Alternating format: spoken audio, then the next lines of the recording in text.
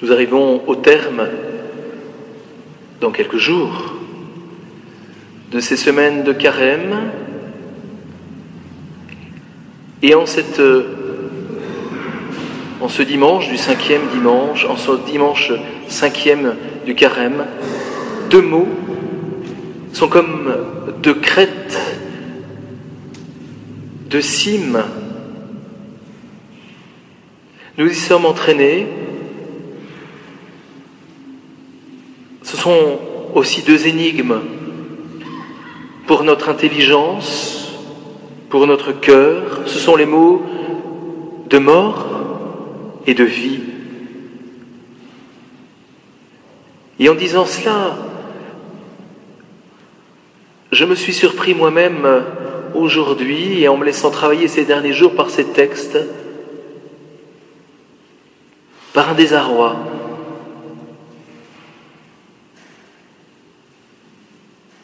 Devant la mort, devant la vie. Cette semaine, je rencontrais une famille qui me disait de la personne que nous allions enterrer. Elle a tellement vécu sa vie qu'une seule chose l'angoissait, c'est sa mort. Alors nous remettons instinctivement toujours à plus tard notre confrontation avec ces deux énigmes de la vie et de la mort. Vous savez, comme parfois quand on pousse un peu discrètement au bord de l'assiette quelques morceaux que nous ne voulons pas consommer, ou alors lorsqu'on laisse s'empiler sur son bureau des dossiers pourtant urgents, mais on n'ose pas entrer dedans. L'existence, notre existence, elle pourtant, ne met pas de côté ces deux énigmes. L'existence ignore les délais. Et reconnaissons-le que cette existence se charge souvent, et j'en témoignais moi-même dans ces dernières heures, de nous poser les vraies questions.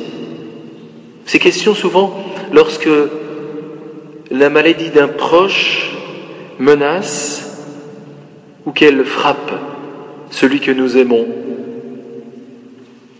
Et nous écoutons en ce 5e dimanche, pour nous, c'est un choix de notre communauté chrétienne à Martigues, nous écoutons l'évangile de Lazare, improprement appelé résurrection parce que c'est un réveil à la vie, c'est un sursis que lui offre Jésus. Cet évangile, alors que nous voulions peut-être faire un pas de côté, nous entraîne au-devant, même de nos craintes, de nos angoisses. Je connais des personnes qui vivent le carême avec bien en face d'elles la mort du Christ, mais la leur. Qu'en est-il ? Et cet évangile nous permet de regarder un instant, et désormais sans angoisse, la vie et la mort. Et même, oserais-je dire, avec un arrière-fond, un horizon de paix, d'espérance. Alors laissons-nous guider dans la lecture de cet évangile par deux réactions, deux femmes différentes, pas forcément opposées, deux sœurs, Marthe et Marie. Puis, écoutons les réponses de Jésus. Ainsi, Marthe et Marie, apparemment, n'étaient pas mariées, ni l'une ni l'autre, et de ce que nous devinons de leur caractère, avaient peut-être parfois du mal à harmoniser leur tempérament. Mais elles se rejoignaient dans une affection, même affection pour ce frère, Lazare, qui tombe gravement malade. Et ces deux sœurs envoient un message à Jésus. Quel message, quel modèle pour nous de prière, un message admirable d'amitié et de discrétion. Si nous savions prier comme Marthe et Marie le font lorsqu'elles appellent Jésus. Seigneur, celui que tu aimes est malade. Souvent, devant l'épreuve d'une maladie, devant la lente dégradation à nos yeux de ceux qui nous sont chers, nous ne savons pas, ou nous ne savons plus peut-être quoi demander à Dieu. Et voilà que la prière de ces deux sœurs le dit tellement bien, et elle dit tout, parce qu'elles saisissent Jésus par le cœur. Celui que tu aimes est malade. Nous ne nous révoltons pas, nous apprennent Marthe et Marie, nous en appelons à sa tendresse. Alors Jésus, une fois arrivé à Béthanie, chacune va réagir selon son tempérament. Devant cette énigme, pour elles réagissent avec ce qu'elles sont. Marthe, évidemment, est entreprenante, alors elle va au-devant du maître. Elle est plus réactive, extérieurement, mais jamais elle ne se prendrait à juger sa sœur, qui réagit différemment. Il en est de ces chrétiens entreprenants, qui sont invités à ne pas juger. Ceux qui, plus intérieurement, se placent devant l'énigme de la vie et de la mort. Parce que Marie, elle, reste assise dans la maison. Mais Jésus a bien dit d'elle qu'elle a choisi une très grande, sinon la meilleure part. Elle écoute en profondeur ce que Dieu dit du mystère de l'homme. Donc Marthe plutôt, peut être gênée, peut être peinée d'avoir été seule à ce rendez-vous, va retrouver sa sœur et lui dit tout bas, parce qu'elle ne veut pas la brusquer dans son questionnement, dans son chagrin. Le maître est là, il t'appelle. Et l'une après l'autre, ces deux sœurs vont aborder Jésus et vont lui dire cette phrase qu'elles se sont certainement échangées si souvent depuis 4 jours. « Seigneur, si tu avais été là, notre frère ne serait pas mort. » Elles lui disent finalement « Tu aurais pu l'empêcher de mourir. » Alors comment va réagir Jésus? Elles sont devant une énigme et elles lui posent une question. Jésus, lui, s'est retiré au-delà du Jourdain parce qu'il ne voulait pas provoquer ses ennemis et il est sur le chemin donc de Jérusalem. Et malgré le danger que cela représente pour lui, il va y révéler dans ce déplacement toute l'authenticité de son amitié.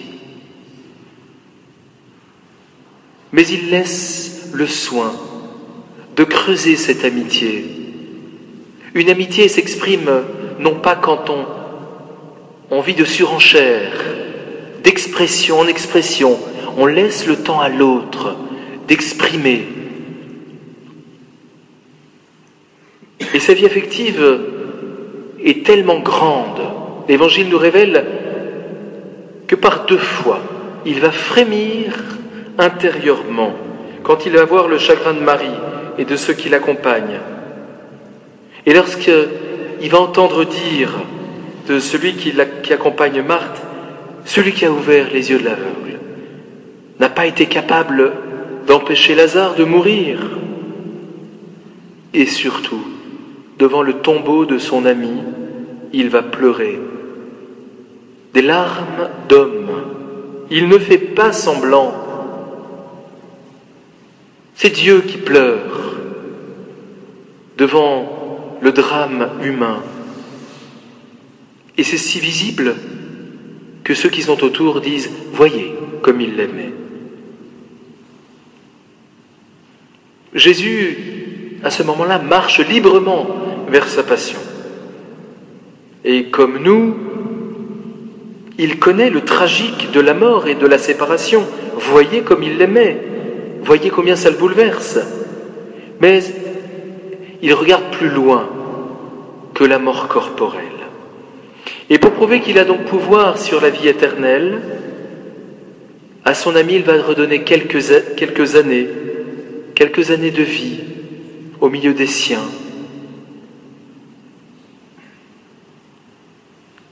À Marthe qui lui dit ce début de profession de foi, je sais qu'il ressuscitera au dernier jour.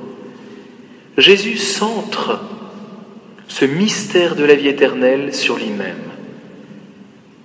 Je suis la résurrection et la vie.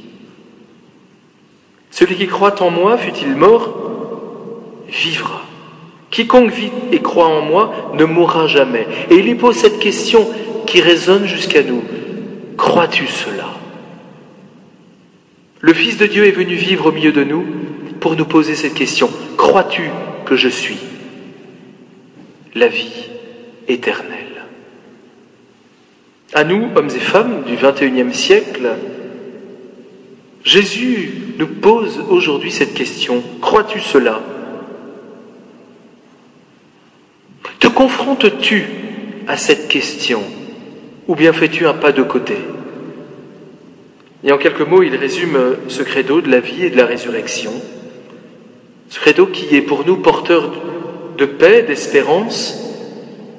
La mort, dit Jésus, n'est qu'un sommeil dont il veut nous réveiller. Et la vie nouvelle est déjà en lui. Et il l'offre à tous ceux qui mettent leur foi en lui. Cette vie-là traversera la mort corporelle, parce que lui, le Fils de Dieu, qui nous fait vivre avant, nous fera vivre aussi après.